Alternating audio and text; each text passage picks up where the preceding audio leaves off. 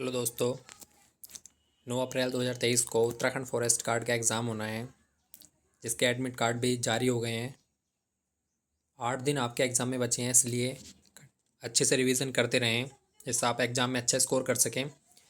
उत्तराखंड आर्थिक बजट और जो बजट है उत्तराखंड का, उससे किस प्रकार के प्रश्न बनेंगे वो इस वीडियो में हम आज बताएंगे, क्योंकि थोड़ा सा ज़्यादा टफ सा पड़ रहा था आपको उसको पढ़ने में, तो इसलिए किस प्रकार से प्रश्न बन सकते हैं वो इस वीडियो में हम आपको बताएंगे। तो शुरू करते हैं।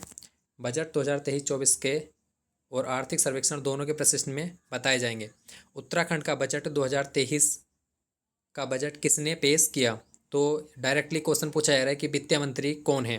तो उत्तराखंड के जो वर्तमान में वित्त मंत्री वो हैं प्रेमचंद्र अग्रवाल। पुष्कर सिंह धामी जो है वो मुख्यमंत्री हैं। धन सिंह रावत शिक्षा मंत्री हैं। रितु खंडूरी जो हैं विधानसभा की प्रथम अध्यक्ष हैं। ये राज्य की भी बनने वाली प्रथम अध्यक्ष है। महिला अध्यक्ष जो है वो बनने वाली प्रथम महिला हैं। अगला प्रश्न है, उत्तराखंड 2023-24 का बजट जो है गैरसैंण में पेश हुआ। गैरसैंण में सबसे पहले बजट का वोट किसने पेश किया था? तो उत्तराखंड का जो बजट है इस बार देहरादून में पेश ना होकर गैरसैंण में पेश हुआ है। और ये जो है सर्वप्रथम किसने पेश किया था? तो ये पेश किया था त्रिवेंद्र सिंह रावत, उस समय मुख्यमंत्री थे, और वित्त मंत्री भी उस समय त्रिवेंद्र सिंह रावत ही थे। 2018 में सबसे पहले गैरसैंण में बजट पेश किया गया था। तो ये भी इम्पोर्टेंट प्रश्न है। अब ये भी प्रश्न पूछा हुआ है, राज्य का प्रथम बजट किसने पेश किया था? 3 मई 2001 को राज्य का प्रथम बजट जो है वो किसने पेश किया था? तो राज्य का प्रथम बजट जो है वो रमेश पोखरियाल निशंक ने पेश किया था।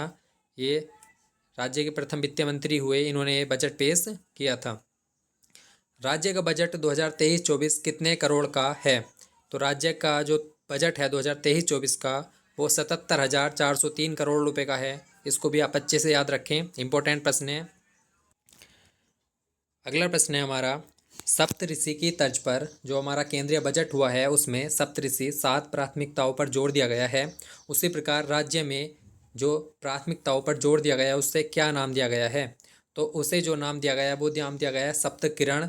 अभी हम इस सप्तकिरण के बारे में पढ़ेंगे। सप्तऋषि की तर्ज पर राज्य में जो बजट में सप्तकिरण का प्रावधान किया गया है।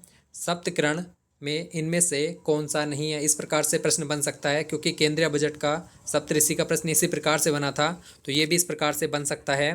तो मानव पूंजी निवेश, समग्र कल्याण, पूंजीगत खर्च जो है वो इसी में है, जबकि महिला सशक्तिकरण इसमें नहीं है। तो इसके हम सातों पॉइंट देख लेते हैं। मानव पूंजी निवेश, समग्र कल्याण, स्वास्थ्य सेवा सुलभता, पूंजीगत खर्च, सुलभ आवागमन, इकोलॉजी बनाम इकोनॉमी, और प्रौद्योगिकी पर जोर। तो ये 7 पॉइंट आपको याद रखने हैं, ये एग्जाम में जरूर पूछे जाएंगे। अगला प्रश्न है, राज्य बजट में सर्वाधिक रुपया कहाँ से आता है? तो जो वो था मिश्रित रूप से हो रहा था कि आपको थोड़ा पढ़ने में भी टफ हो रहा था, तो इसलिए हमने ये प्रश्न वहाँ से बनाए हैं।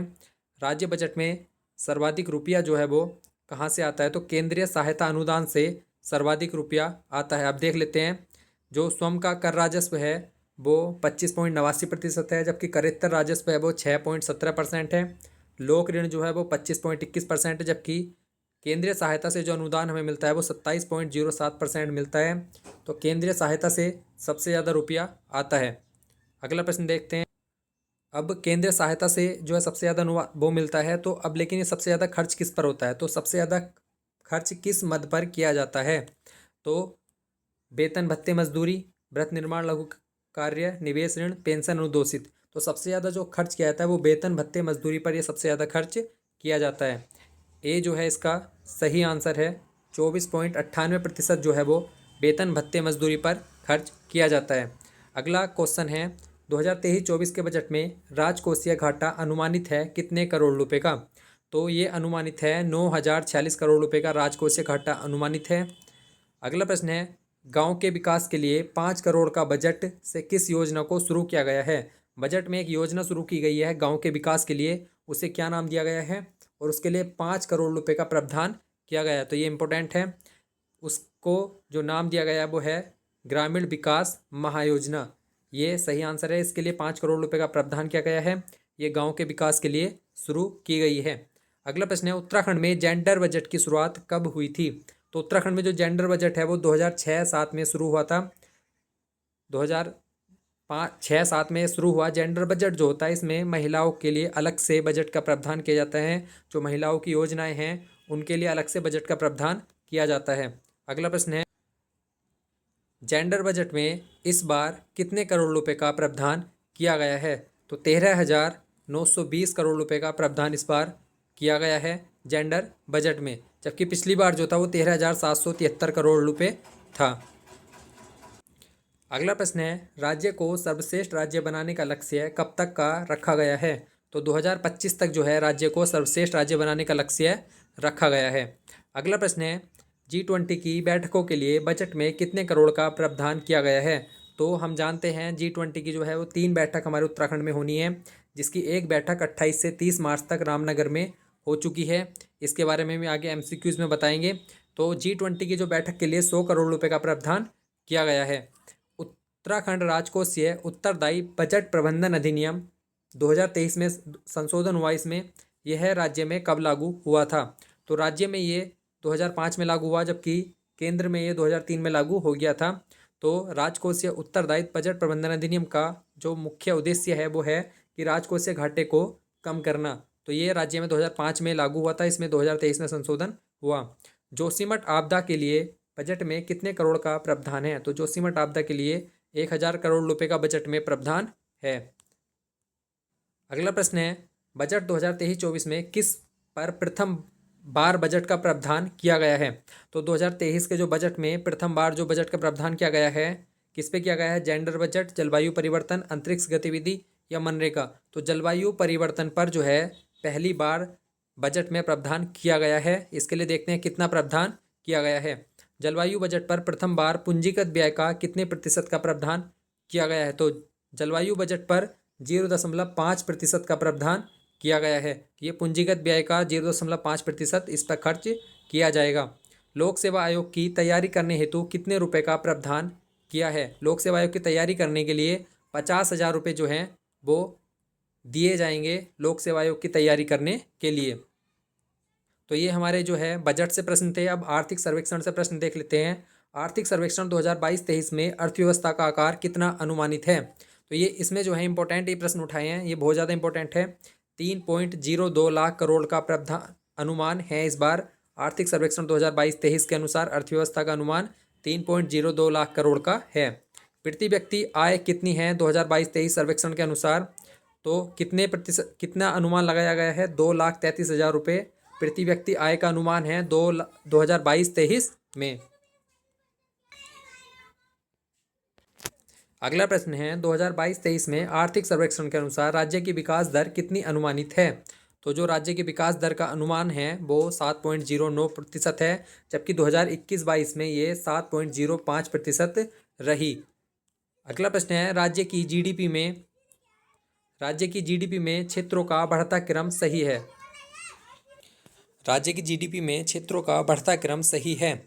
तो इसमें जो सही क्रम है वो इस प्रकार है, सबसे ज़्यादा जो है वो द्वितीयक क्षेत्र का है, उसके बाद तृतीयक क्षेत्र का है और सबसे कम जो है वो प्राथमिक क्षेत्र का है। तो इस प्रकार से सही है, जबकि केंद्र में जो है सबसे ज़्यादा तृतीयक क्षेत्र का है, उसके बाद द्वितीयक क्षेत्र का है और सबसे कम जो है वो प्राथमिक क्षेत्र का है। तो ये थोड़ा इसमें चेंज है उत्तराखंड और केंद्र में, तो इसको अच्छे से देखें। अगला प्रश्न है हमारा, इनमें से कौन सा प्राथमिक क्षेत्र में नहीं आता? तो कृषि, पशुपालन, खनन, उत्खनन, वानिकी, लट्ठा बनाना भी प्राथमिक क्षेत्र में आता है, जबकि प्रशासन संपदा जो है ये सेवाएं हैं ये तृतीय क्षेत्र में आती है, तो ये प्राथमिक क्षेत्र में नहीं आता। अगला प्रश्न है, 2022-23 के अनुसार कितने % लोग जो है ऑनलाइन बिल जमा करते हैं? तो 57% लोग जो हैं ऑनलाइन बिल जमा करते हैं 2022-23 सर्वेक्षण के अनुसार। राज्य की जीडीपी में सर्वाधिक योगदान है, राज्य की जीडीपी में सर्वाधिक योगदान जो है वो व्यापार मूल्य वर्धित कर का है। ये राज्य का एक कर होता है। वैट, वैल्यू एडिड टैक्स जो है ये राज्य में 2005 से शुरू किया गया था, तो इसका सर्वाधिक योगदान 66% योगदान जो है इसी का है।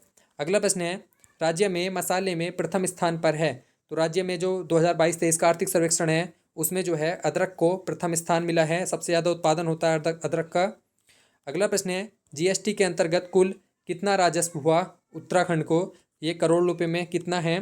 तो 9,327 करोड़ रुपए का राजस्व जो है जीएसटी से जो है उत्तराखंड को हुआ 2022-23 सर्वेक्षण में ये बताया गया है। तो ये हमारा जो उत्तराखंड का बजट था और आर्थिक सर्वेक्षण से जो प्रश्न हमें इंपॉर्टेंट लगे वो जो एग्जाम में आ सकते हैं वो इसमें हमने इंक्लूड किए। ऐसे ही जितना भी हमारा करंट अफेयर है उत्तराखंड और नेशनल का, दोनों के प्रश्न जो है इस प्रकार से बनाए जाएंगे। किस प्रकार की आपको वीडियो लगी कमेंट बॉक्स में ज़रूर बताएं, और जिसने चैनल को सब्सक्राइब नहीं किया वो ज़रूर करें। धन्यवाद।